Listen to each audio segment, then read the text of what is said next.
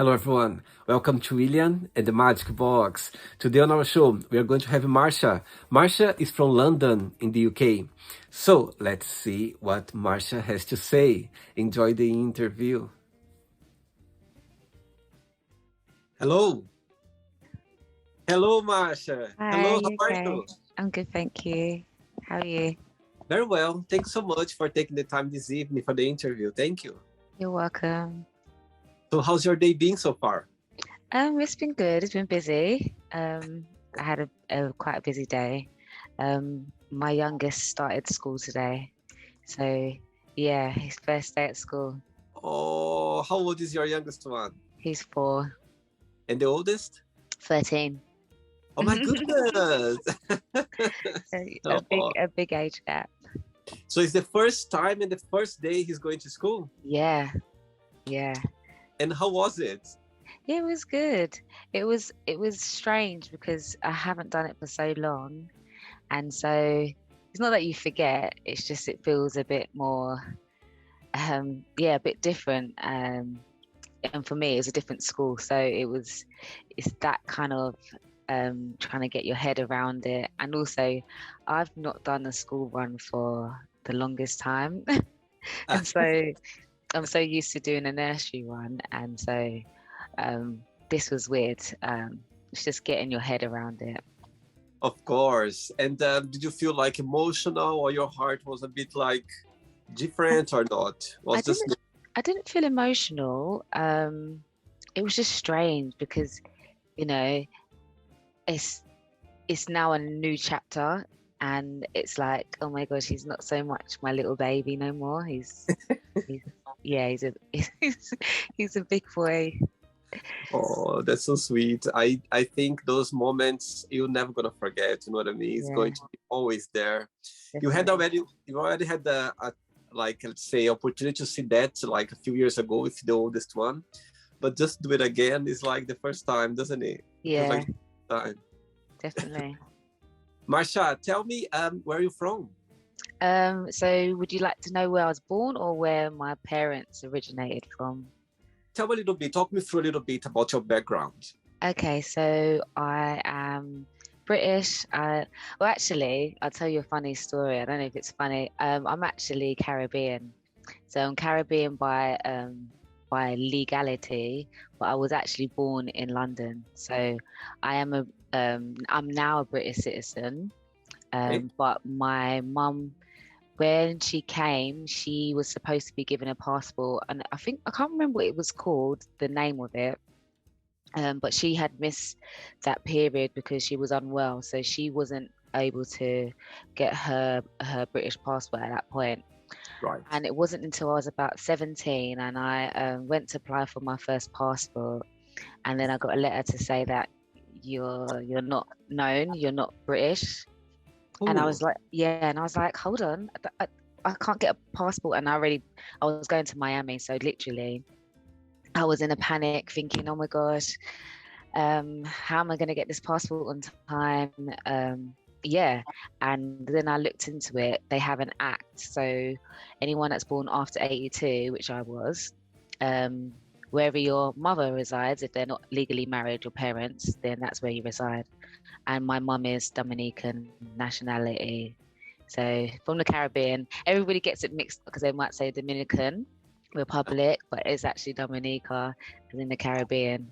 And my dad is from St Lucia, so I have the best of both islands, small little islands. But yeah, that was my funny story. So when I had my ceremony to get my certificate, the mayor of my local area said, "Oh, what's the story of your case?" And I said, he said, "You was born here." I said, "Yeah, I know, but I was thinking you should know that more than anybody else about the nationality rules." But yeah, I guess I'm one of those percentage for people. If I did something really wrong, my nationality would just, I'll be stripped of my British citizenship. So yeah, I am Caribbean by legality, but British as in born. wow. And have you ever got to see those little islands where your parents come from? So for St Lucia, yes. Dominica, not yet. I'm planning for next year. But at the moment, it's just, I think because I'm trying to do it so early, you can't really see. I don't know if it's just where I want to go, because my family are living in Guadeloupe. Mhm. So I trying to look at basically flights, hotels there, but it seems that there's nothing at the moment. So I just got to keep checking, and hopefully I can, yeah, get a chance to visit where my mum grew up, and yeah, where my granny once lived. So yeah. Amazing. Actually, my best friend, he's French, but he lives in Canada. Yeah. But now he's back in France with his partner and his kids. And my godson, I'm going to visit next week, and they're going to Guadeloupe. I'm not sure when, but they are kind of organizing the trip when they come back to Canada in a few weeks. Yeah, my cousin, she lives in France now, but my auntie, her mum, is from Guadeloupe, and she goes often. I think it's a direct flight. I think from Paris, maybe, or from somewhere in France. But I think there was a direct plane to Guadeloupe. I see. Marsha, so tell me, what do you do for a living, for work? Okay, so I work for children and young people with special educational needs. So it's basically so I don't know if you know about children with special needs and children who do need basically what was previously known as a statement is now known as an educational healthcare plan. Okay. So that is basically what I do. So those children whose needs exceed the kind of the stages that school can support, and they need something that's exceeding, they will ask for further support, which is what we call EHCP. And so I will help manage that process from start to finish. So that's from 0 to 20 weeks. So I'll be supporting that journey for children and young people. Wow. And tell me, what do you like the most about your job? Oh, gosh. I think it's just really I think it's just making a difference, or just helping to navigate somebody who actually is a really difficult time for them. And I think when we get those children and young people and their family, it's at a point of a sense of relief, but also at the sense that, are they going to have to continue to fight even more for more support? And I think just being able to kind of break things down so that it's, understandable of what are the processes. Because when you look at the statutory code of practice, you can look at it and think, there's so much to read. And when I think about myself, sometimes I find reading sometimes not so pleasurable, and sometimes you just want someone to just tell you what it is in simple terms, so you can understand what's going to be that, or what's going to happen for you, your child. And I think that's what I like about it, just being able to kind of handhold in some kind of elements of that kind of process, because I know it's very difficult, especially if you have a child, and prior to having a child you have a vision of what you want them to be. And when sometimes there is a special educational needs, that can also be a point of grieving. So yeah, I think I like that, just being able to kind of be clear with parents and carers of what is going to be happening for them. Absolutely. I think when you are able to do your job, helping people, you know what I mean? Like, as you said, guiding them from some point, I think it's the pleasure there, because we're helping someone, without your help, they couldn't do anything, or they couldn't have some help. So I think that's the best part when you work and you know that you are making a difference in somebody's life, or, giving a hand, you know what I mean? But also, I know that you have a YouTube channel. So tell me a little bit about your YouTube channel. So my YouTube channels, I would like to say it's a little bit of everything. Okay. I would say it's like me. I would say there's not necessarily a structure. There is a structure in the sense that I like to cook, and that's the main theme going forward. I will be touching on other things. So, for example,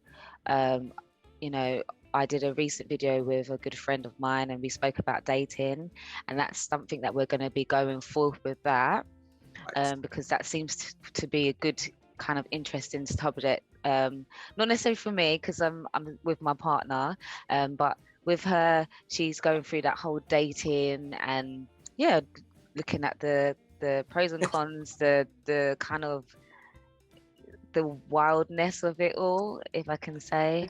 Uh-huh. So I like to say that my YouTube is, you're gonna always laugh, I feel. I'm not trying to be perfect because I feel like my character is not necessarily perfect. I do make mistakes. I do ramble on. I do overtalk. I don't stay on track. And that's kind of how my brain is. And I just want the moral of it really to kind of let people know that it's okay to just be, I like weird. So it's okay to be weird because that's beautiful. It's beautiful to be unique, and it's not about fitting into, you know, just the norm. And that's what you're going to get out of my thing. You're going to get good food, quick food, healthy, sometimes not so healthy. You're going to get Uh-huh. a bit of like me and my friends dating topics. And yeah, that's what you're going to get out of it. I totally agree with you. I think nowadays people, what they like is to see the authenticity. You know what I mean? People there just expressing themselves with no like. There's, you know what I mean? There's no perfection. There's no. It's just people like that. Yeah. Nowadays, that's what people like to see. The daily base of they like to connect with you, with their own lives, what they're living, the reality, how we talk, how we cook, or how we talk to a friend, Definitely. how we date, how you know what I mean. That's what people like now. Right now, they just enjoy the simplicity. And when we are yourself, people can tell, and they like that. They like to feel that the person there is just being themselves, as you said, weird, silly, and it's so Yeah. good to be different. It's so good not to fit in, in things that the society brought up. So I think it's the best part. I totally understand. I think that's what brings joy to our like channel or project. So everything in life. I think anything what you do with authenticity, like yourself, people can see that and they like it. Thank you. Marsha, are you ready to go on a beautiful journey through your memories in life and to share your point of views? Yes, I am. Oh, I like your voice. Yes, I am. Welcome to William and the Magic Box. This is my best friend, okay?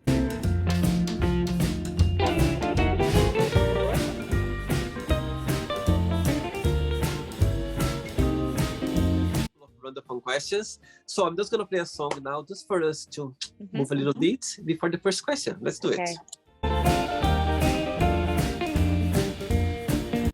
Marsha, by the way, am I saying your name right? Marsha or Marcia? Yeah. Marsha. Marsha's fine. Amazing. When I saw written Marsha, that's how we write in Portuguese. Yeah, but so with my YouTube, it's kind of quirky. So a lot of people will call me Marcia, even though it's written as Marsha. Yeah. But I just like it because I kind of got used to people calling me Marcia, or sometimes people call me Martha, even though it's literally written how it is. So I just thought, do you know what? I'll be different because that's me. I don't conform. Absolutely. Right. So for the game, there is a question that you don't want to talk about for some reason you don't want to answer. Always can change. Okay.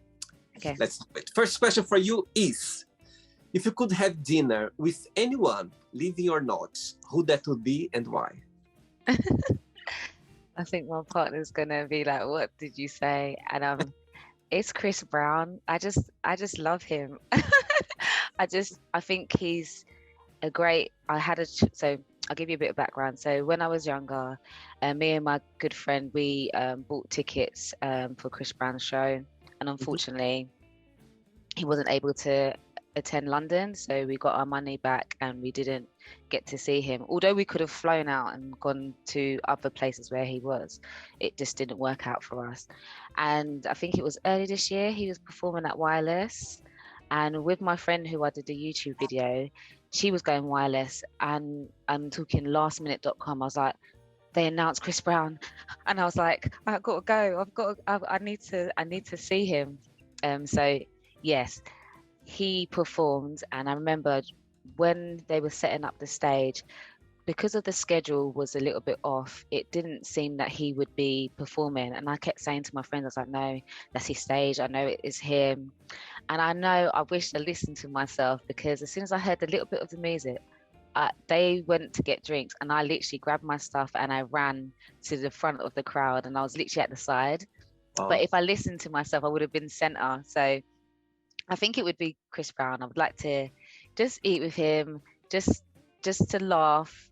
And I think just more because, especially now, he's got what I feel is meet and greet, and that's what people were doing previously, meeting and greeting. And yes, he's probably making a profit of it, but I just think it's such a nice opportunity to just meet someone that is very talented. And for me, that show, and that was just wireless. He was amazing, and to watch, like, he's a great performer. So I think for me it would be, yeah, just dinner with him, just to kind of laugh and banter with him. Yeah. Absolutely. And let's say that's okay, you're gonna go now and have dinner with Chris Brown. What would be your main question? What would be the first question that would ask him, like face to face? Oh gosh. I don't even know. I don't even know if I could even speak. I would just be so probably like, well, like, wow, you know, he's there. I don't know. I just think I would like to ask him, like, what made you want to sing? Like, what really had given you that drive? And I think that's probably something that I would like to know, because I think, you know, not everybody can sing. Not everybody, it's an ear for everybody, but also sometimes people can sing and maybe be a little bit more nervous. And I relate to that. Like, for me, I love singing, but I know I wouldn't necessarily do it publicly because of the nerves. And so for me, seeing that he's a great performer, that's kind of conversation that I probably would have with him. Amazing. As you mentioned about singing, do you, as you said, you never sang like in public, but do you find yourself singing maybe like in the house or when you're doing your things, or not? Just I sing all the time. I'm not saying that everybody, because I like to just really sing loud.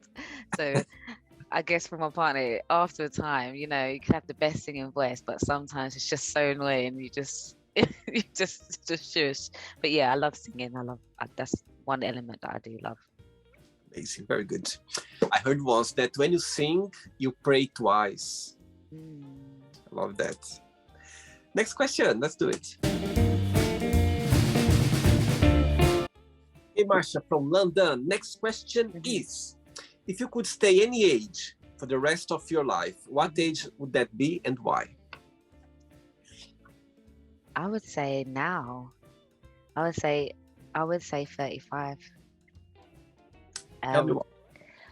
Just because I think about my journey from, I think when I first had my son to having my second child, and just in between that. And I think I've enjoyed so much of my, you know, prior to being 35. I wouldn't want to not have that. So if I'd said like something earlier in my 20s, then it would be before my children.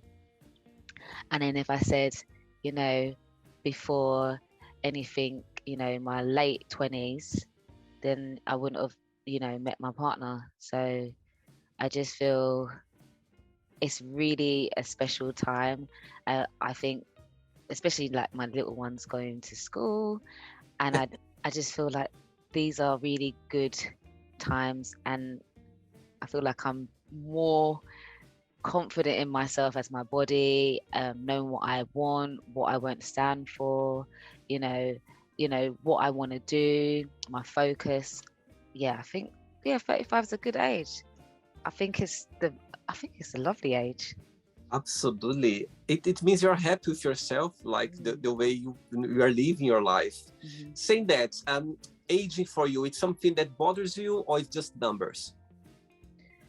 Depends in what context. I think it doesn't bother me. I think I can't envision myself necessarily getting old. I feel that's still a quite difficult subject, like being old one day and not maybe being able to do the things that I can physically do for myself. I don't want to be at that age. I want to be someone that's sprightly, someone that can move, and someone that's healthy.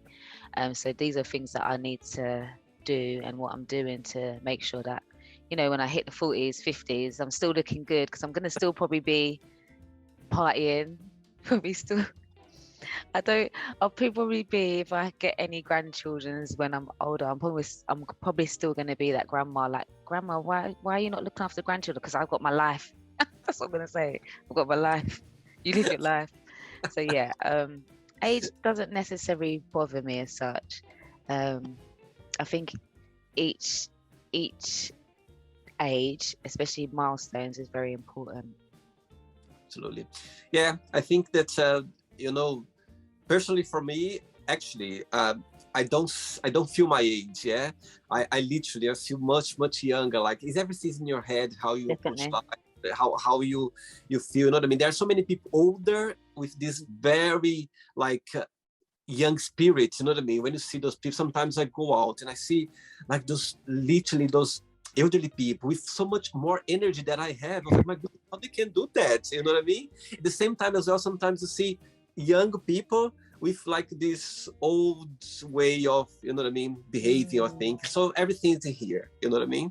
Of course, your body not gonna follow you sometimes, you know what I mean? If you wanna do, as you said, do things, but you know what I mean? Everything is here. Definitely. That's what I'm trying to start now. I should have started way in my 20s. So I can always remember seeing women who were in their 40s and they just look good at the gym. And I was like, how are you looking so good? And they starting at the age where you're like 30s, Yeah. or even younger. And so, yeah, I hope to be on that same journey. I think nowadays, like with the world we live in right now, I think people, they are more young in a way, you know what I mean? Younger.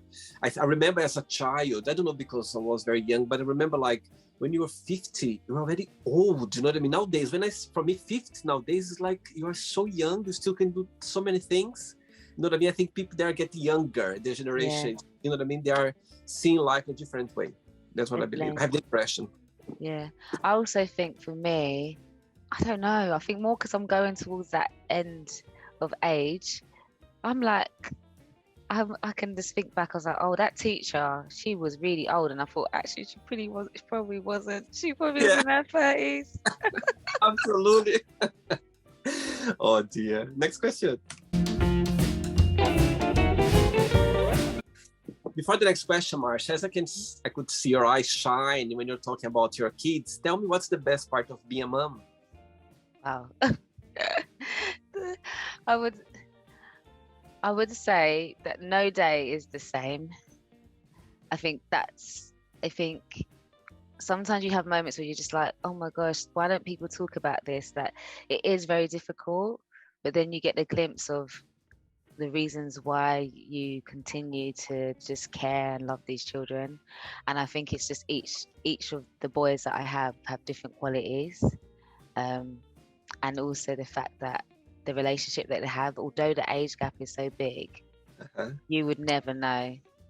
And it's also amazing how the little one is the rooster of the house.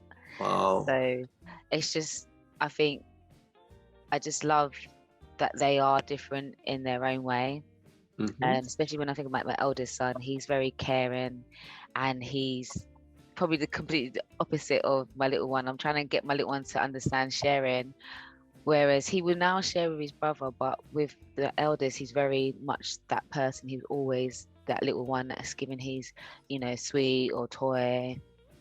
And then, sometimes I'm really tired from work and he's just like washed the dishes up. And sometimes even now he's like, oh, there's dishes again. I'm like, yeah, I'm cooking again. So yeah, I think it's just the fact that we have our relationship in the house with each child. We're laughing, and there's laughter. Absolutely. All right. Next question for you is, if you could go anywhere in the world right now, at this moment, where would you go and why? I don't know if I would like, and I think it's just a break for myself. I would just like to really experience Dubai. Um, I've seen so many people go away there, and I just haven't had a chance to travel there. And I just would like to just be like, okay, you got the kids, and I'm just gonna go, not for too long, like 5 6 days, and Yeah. just to live lavishly, to just not have a routine, not having to, wake up, having to cook. I love cooking, but sometimes it's just nice to just really just chill and just, yeah, experience what other people see. And I think that's what I like about being able to travel, is that you are really seeing the wonders of the world, and just seeing the difference in cultures. And yeah, every time I see people post Dubai, I already know that it's a very beautiful place. And I know that your photographs doesn't actually do it justice. So I just want to be able to see that visually for myself. I'd love to go to Dubai at one point as well. I've never been there. As you Yeah. say, you know what I mean? Such a modern place right now. I think, it's growing and so many opportunities happening there, and the beach and the weather. I think everything's happening there right now. Definitely. Ooh. Ready for another one? Let's do it.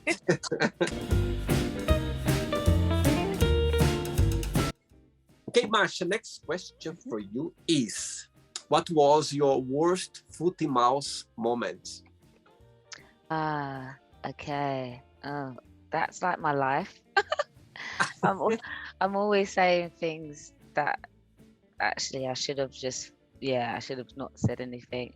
I think my probably worst is assuming somebody was pregnant and actually they wasn't, and I wanted the ground to swallow me up. And yeah, I think that's probably the worst. Because no one wants to hear that you've put on weight to a degree where someone's actually questioned that you might have life inside you. And I think that is, I often have many moments where I should just be quiet, and no, that was probably the most worst moment. I think those moments, as you said, if you could go just like disappear, you know what I mean? Like, oh my goodness. Or rewind. Yeah. Just for a few seconds, just for you to think twice or not to say anything. Or just to be like, I've got a twin. It wasn't me. But I think worse than that, if you say like, oh my God, you are pregnant of twins. And they were like, actually, I'm not pregnant at all. Or they say it's one.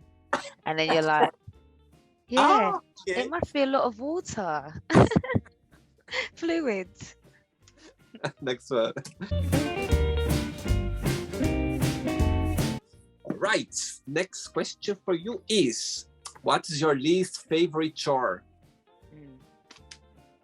Oh gosh, putting clothes away. I can wash and wash and wash and wash and wash and wash. I can be a laundrette. I can be that person in a laundrette. But to put clothes away, I don't know if I'm the only person. I'll talk with my friends about this. It's the most annoying thing. And I just feel like I put them back, like for example, when I do decide to put them back, I'm so happy. I'm like, the basket's clear. Like I have like baskets, I'm talking, and I'm putting clothes away. It's not just my clothes. I'll be putting the little ones. I'll put my partner's clothes aside. I'm like, you're going to do that one. And my eldest, he will do his own, but it's mine. And I can't think how this actually originally got into the cupboard. And even now I've got clothes there. I shouldn't say, but I've got clothes there, and I just hate it. I can wash, I can do that, but I find it boring, and I don't even iron this stuff. So it's literally just folding it and putting it. I just hate it. That is I think it's very tedious. I don't like it. It's always been your least favorite one? Yeah. It will. Out of all the tasks that I have to do, I love cooking. Even washing up dishes. Sometimes I have moods where I'm just like, I just want to clean, and I'm just cleaning. And I'm talking, if I get up at 7 o'clock, that is me.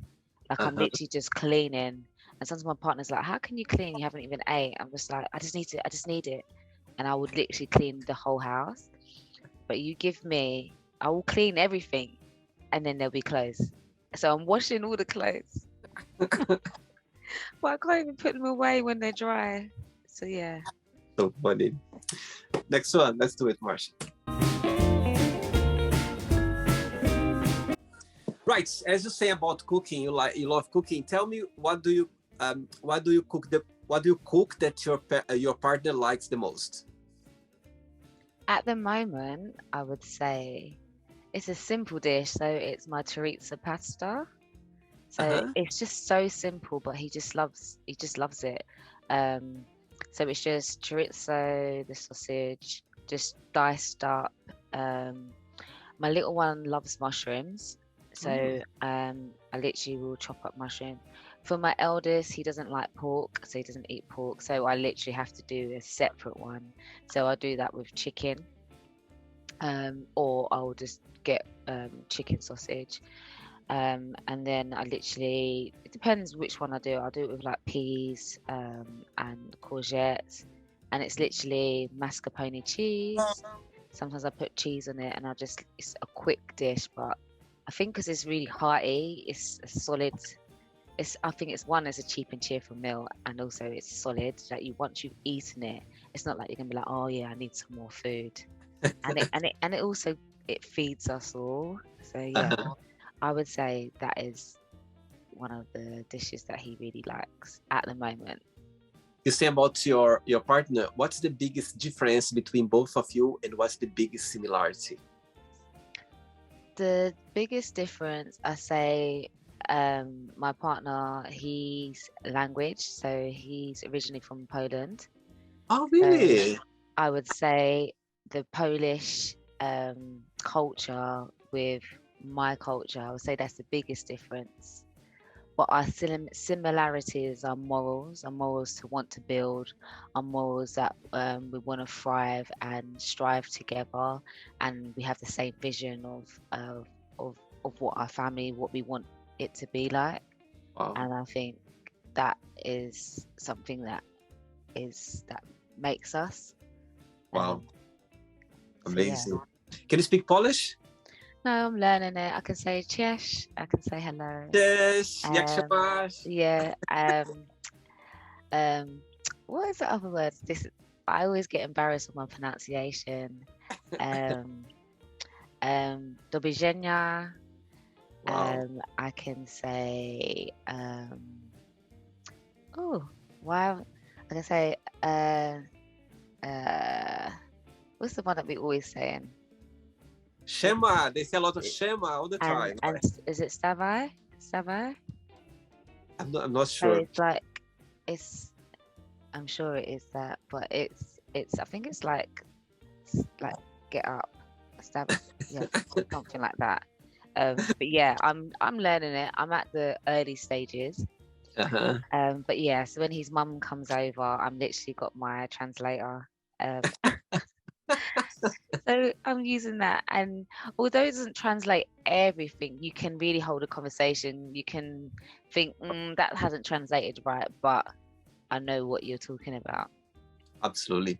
Yeah, I'm saying that because I have so many Polish friends, I have a lot of Polish friends. Yeah. And yeah, the language is very difficult to learn. One of the most difficult in the world. Yeah, it's very hard. And even to read it, I am learning it through reading it. So I've been texting my mother-in-law.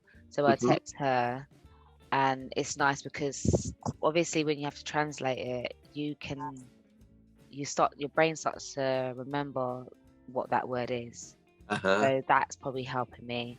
I'm not saying I'm going to be able to write, but I know there's lots of Z's and I's and lots of E's, and yeah, so hopefully one day, hopefully in 5 years, I might be fluent. But I guess I think for me to actually really embrace the fullness is to live there. So yeah. Yeah, for sure.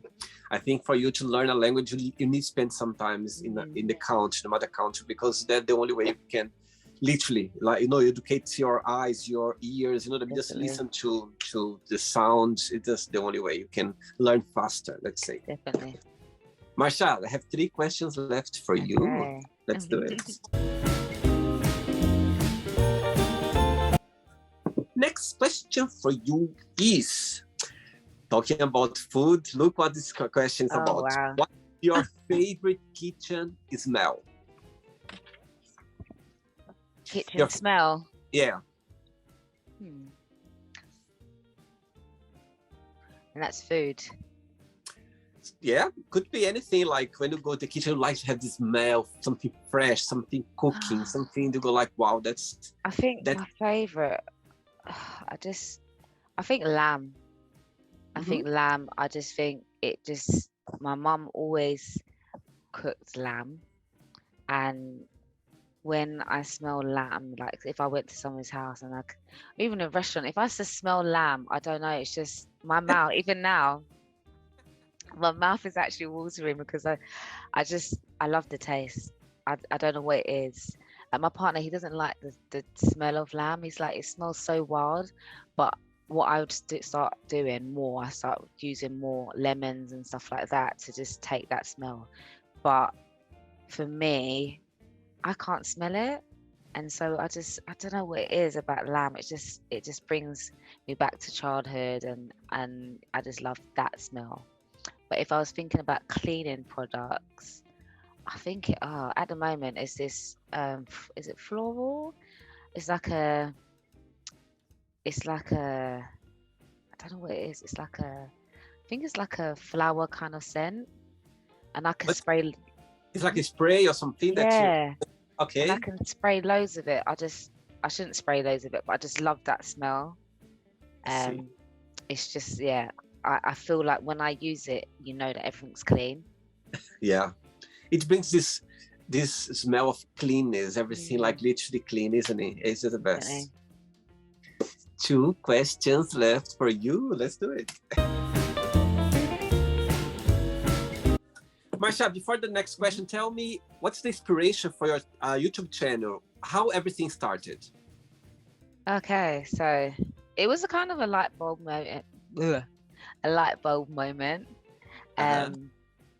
And I think I think with everything that's happened in the last 2 years, I feel that life is absolutely too short. And for me, I've always been that blocker for myself. I have even now have had imposter syndrome, and it's a real thing, and it really can prevent you from doing things that you know that you would be really good at. And I think for me, I just had a moment. I was just like, everybody keeps saying, I love your cooking, you should do this. And I was even talking to one of my friends who's doing coaching, life coaching. She was like, what's stopping you? And I kept saying, I don't have a camera. She was like, you don't need a camera. I was like, oh yeah, but she just said to me, plain and straight, it sounds like you've got excuses. Because I said, I don't have a laptop to do the editing and all of this stuff. And she said, but find out what you can do now. And when she said that, I had to really kind of think, like, I'm actually my biggest blocker, and I've been doing it for many years. And caring about the opinion of others, that has basically stopped me from basically flourishing. And I think for me, at where I decided to do YouTube, it wasn't yes, you want people to view it, but it's more like a therapy for me. Yep. It's more healing. It's undoing things that I've allowed to basically stop me from doing stuff. So every time I do a video, I say every week I'm going to put out a video. That's what I'm going to stick to until I go to the next level where I'm going to do something more. And it's basically every time I do that, it's therapy for me. It's like you can do it, and you've proven other things wrong. And I think that's for me, that's why I started it. It's just, I feel it might sound a bit arrogant, but I feel like I'm interested, and I feel like I'm going to share that with everybody, because my friends, my family get to see that. And I think sometimes we just need to laugh a bit more. And and we also need to kind of realize that you also have similarities in someone else. And I'm like, yeah, I'm gonna share it. You're gonna laugh.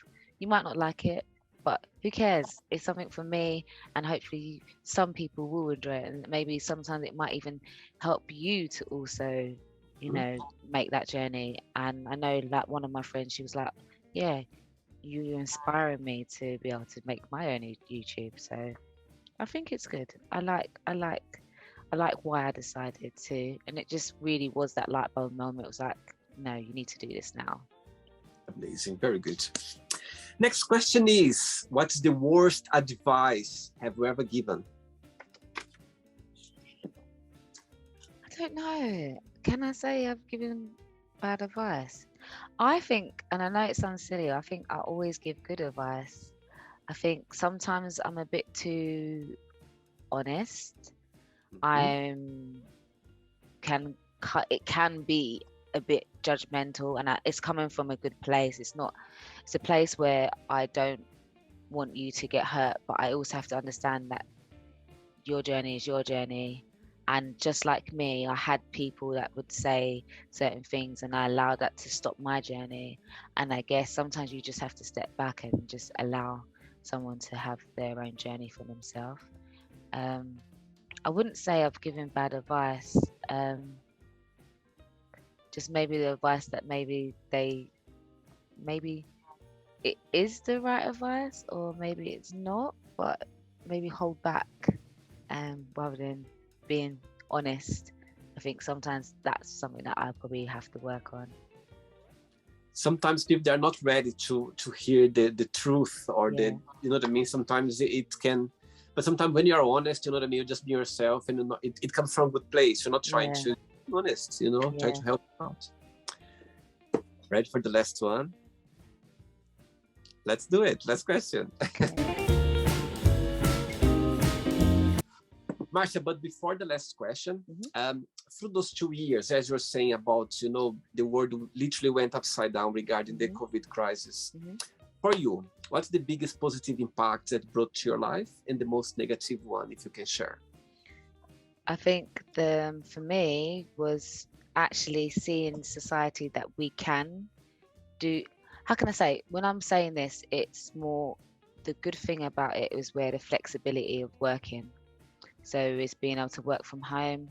It's being able to understand that people can work from home, can really be proactive, really produce the best of work, because it allows people to realize they have got a family, that they're not just their job, and they can actually multitask and be really great at it. I think there's been obviously many good things that have come out of it, to just more of an understanding of us as people.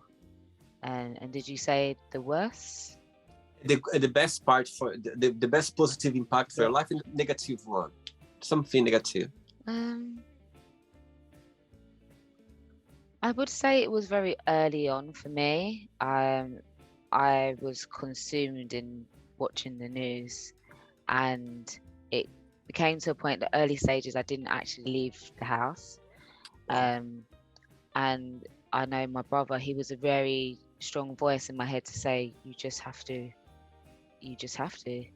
And that's when I stopped. Like, I haven't watched the news for 2 years now. I haven't physically turned on the news. I will obviously, when I'm obviously on my social media, I'll get clips. But I've protected myself, and I've protected my children, I feel, because I feel like with news, you're gonna get the news that they want to give you. And for me and my mental health, and my mental health will also affect my children. If I'm not in the great mind, that was something where I just kind of said, no, I'm not going to do that. Especially when you have like 10 o'clock news, to watch that and then go to bed. Yeah. That's very impacting on your mental health. You might not feel like it is, because that's something you just do as a routine. But over time, everything that you're seeing over time, I know, really does impact you. It might not happen there and then, but might happen in 3 years and 4 years. And so for me, when I think about my children, I won't let my children watch the news. You know, they might do that at school, but for me, I just feel I want to protect them in a way where I can speak to them about issues that, you know, are happening, but not in a point where I see that they are worrying. And I think, obviously, with the role that I do, it had impacted children a lot, more more than we ever know. And I don't think we'll be able to record that until a number of years.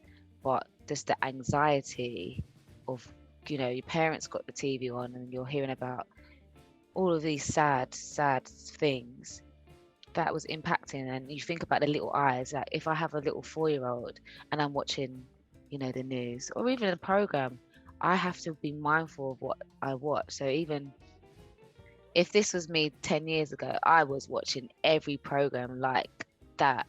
And I don't even watch my soaps like I used to. I've understood that I have to be mindful of what my children, you know, view. It's also about self-image, and I think that's a lot of reasons why my son probably doesn't like it, that I haven't given him like social media yet, because I want him to, you know, I always feel like I want him to have those ugly days, because those counted, those are important. I have pictures where I'm like, oh, why did I look like that? But then when I see children now, they've got the hair, they look all shaved, they don't have any days where, you know, when you might be growing, like in the 90s, I was growing up and I had days where I looked back on those pictures, I was like, did I really go out like that? But these are memories. Yeah. And me and my friend always laugh about that. This is what the generation might not ever get. Just the imperfections, or being able to do stuff without people recording it, in the sense of I fell over and now it's everywhere. But yeah, I want to try and, I think for me, going back to that, it was just, yeah, not putting myself in that place to have negative inputs into my life, I think. Last question for you is, what's the weirdest food combination have you ever tried? I don't think I have. I bet when I get off this call, I'm just gonna be like, You're gonna go like, yeah. I think I put things together. So like my friends will say, oh, I didn't know that would go with that. But I'm someone that I don't like food waste. And so if I've got like a chicken pieces from maybe a whole chicken or something like that, and I've got some vegetable that's gonna go off, and I've got some salad, I'm gonna do something with it. Yeah. And I'm gonna throw it together. And it might not necessarily, people think, oh, that works, but it works. It does. And I think I think maybe that's something that I do, but I can't think of anything weird that I've put together or even tried. But I know it's gonna be in that bed. I'm gonna go to sleep, and I'm gonna be like, oh, I should have said this. So, no, yeah. I totally understand. I do that as well, actually. Sometimes even, sometimes like if I cook some beans and literally I can eat pasta with beans. You know what I mean? I can, what I have, I just kind of mix, and it tastes. It might not look like wow, you know what I mean? But when you eat it, it's like it is the best, isn't it? It's like the funny. Yeah. It's funny that you said that. My partner does the same. He does kidney beans, then he chops like salad, like. He just makes it into a little something, and I'm just like looking at it, because I like, you know, I do like, you know, beans, but I have to be in the mood for like a kidney bean or something like that. But when he makes it, I do look at it and think, oh, that does look nice. yeah. I think with food there are no rules. You know what I mean? You need to explore. You need to try. Sometimes come things up like very delicious, I must say. Marsha, it's not the end yet. Let's play now the word association game. I'm going to give away some words. Just tell me what your mind. Let's do it. So, I hope you are enjoying the interview. Before we do the word association game, don't forget to give a like. Don't forget to share this video. And also, don't forget to subscribe to our channel. Just click on the button right there. Thank you so much and enjoy the word association game. One word for family. Oh, gosh. Big. Money. More of. One word for life. Exciting. Love. Beautiful came to my mind. Sex. Interesting. Sensual. Okay. One word for politics. Yeah. Boring. Religion. One word, gosh. I don't necessarily know if I have one word for it. It can be life-changing. Okay. One word for fear. Overcome. Friendship. Strong. One word for success. Strive. Push. Just push forward. Regret.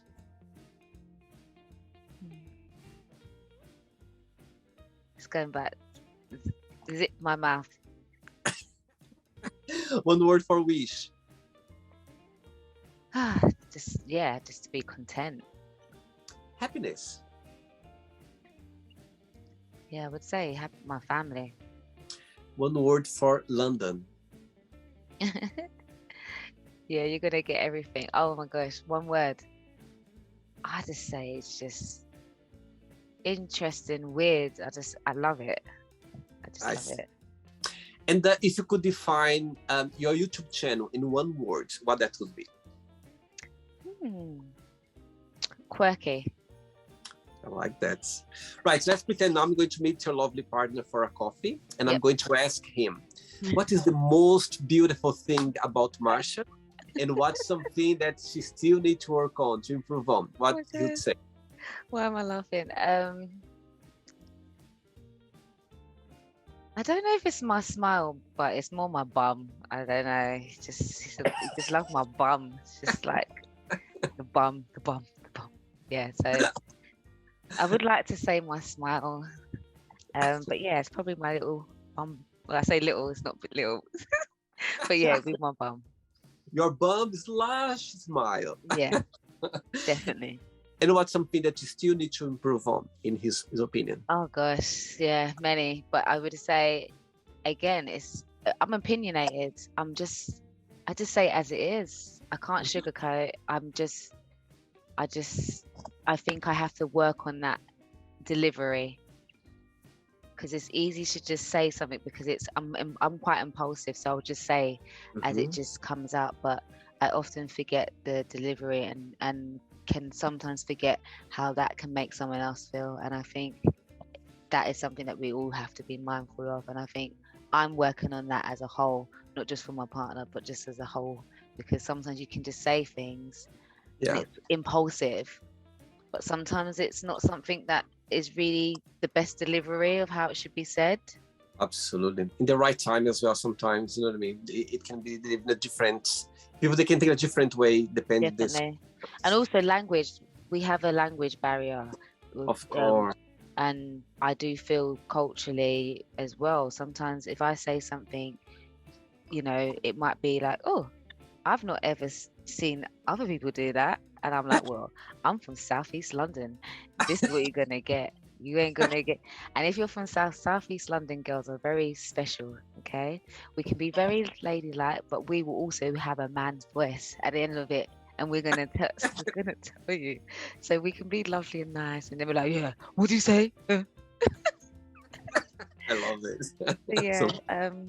So yeah, I think definitely when you have a mix of the culture, you have to be mindful, because everything can be perceived and received differently. Let's play now Marsha and the Magic Box, and you can ask me a question. But before that, let's play the music one more time. Let's do it. Okay, Marsha, from London, you can ask me a question now. Let me get my phone because I wrote it down. So my first question, what made you do the Magic Box? Right, I love it. Hmm. The magic box, it's a dream that I always wanted to do, but was hidden somewhere, and I couldn't work out what it was. Hmm. I always had this fascination about communicate with people, connect with people.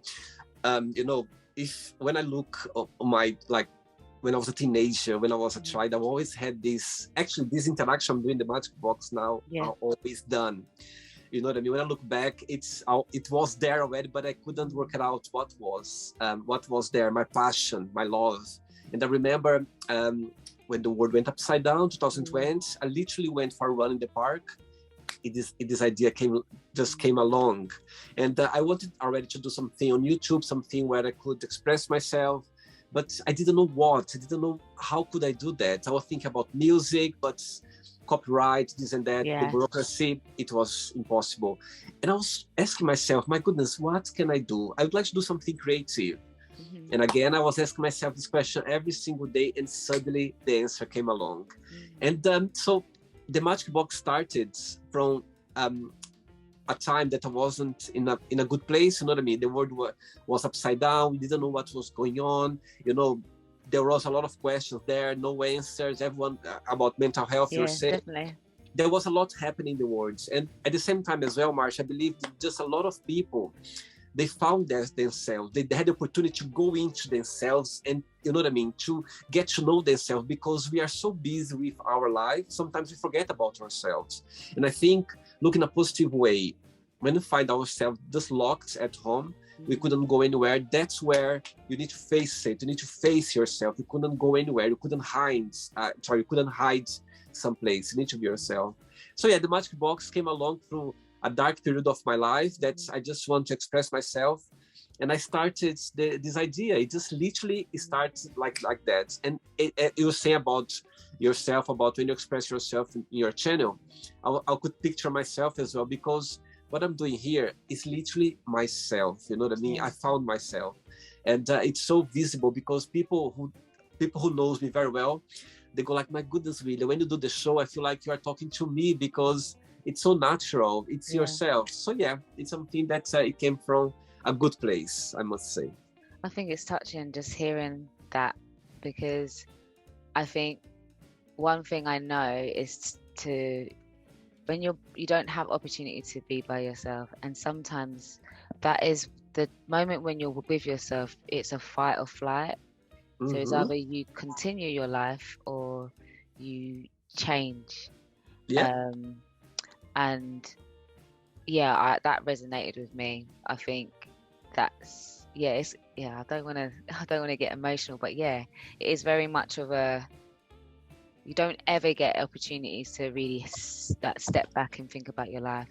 I often do it around birthdays, and just even just sometimes I'd like have a moments where I'll talk to my friend. I'm just like, I don't know, like, am I doing the right thing just in general? And Mm-hmm. you always have to have those right friends around you to say, you know what, I've seen your journey, I saw where you were, and that's, I see where you're going.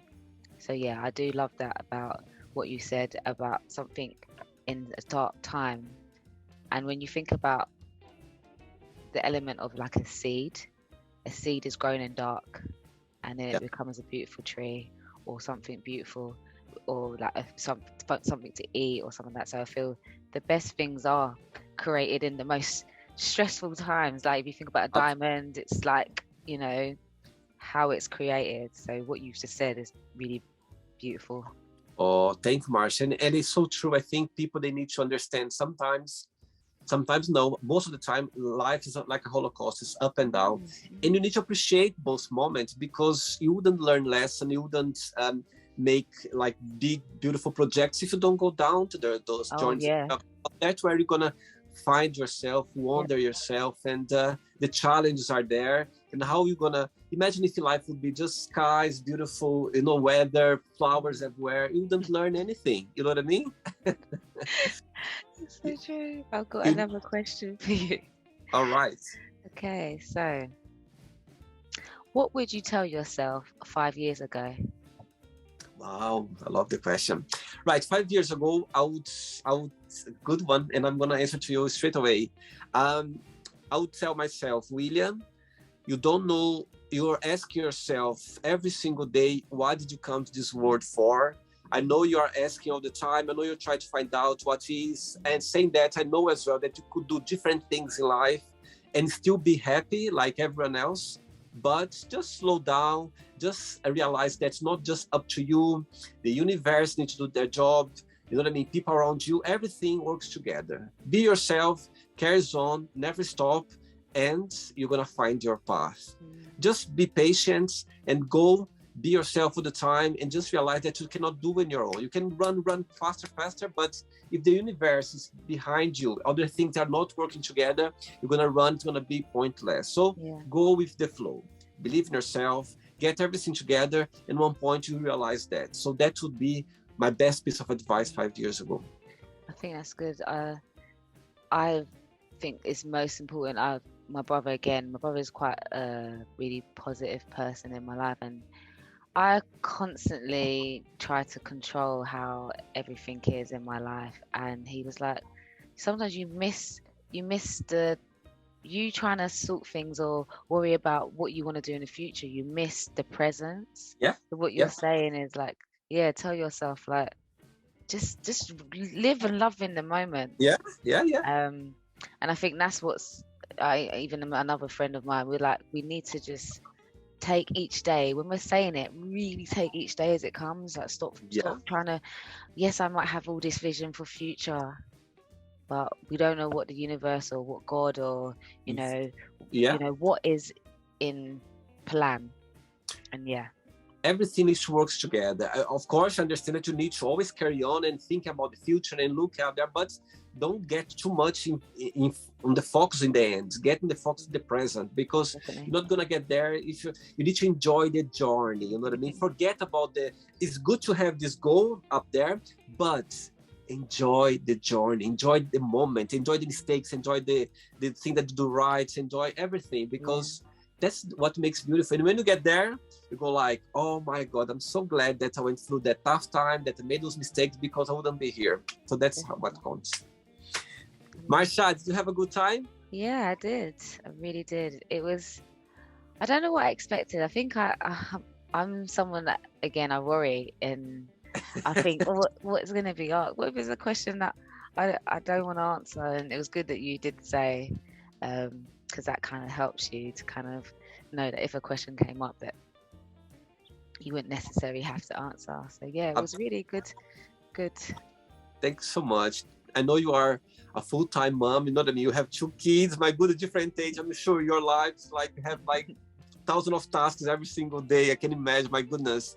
And you took the time for the interview. I think I strongly believe when people nowadays, we are so busy, and when they take their time to you for some reason, it's a privilege, because as I know, we are very busy. And when I contact people, you know what I mean, for the Magic Box, and when they take their time for me, I go like, my goodness, thanks so much, because I know how busy we are. Thank you very much. Thank you. But before you go, if you can share a positive message, something that you live by. I would say just trust in yourself, believe in you, believe in your journey, that you can do anything that is physically possible, and even things that you think is impossible. Like for me, I've been through a lot of things, and resilience is really key. And even if you feel that you don't have it, just keep pushing on and just block out the things that can bring you down, and put yourself around positive people. And just keep believing, just know your self-worth, and keep believing in you.